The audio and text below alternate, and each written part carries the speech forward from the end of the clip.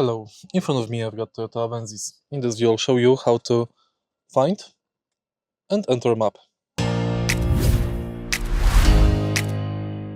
To enter and manage map in your car, let's go to map navigation. And now you can manage POIs, address and advanced searching. Then you can check stored, previous or phone booked addresses. You can find alerts and you can go to settings. Then if you go back, you can go to route options. And if you press this button again, you will enter map. Map can be zoomed in, out. You can change direction and change volume of navigation.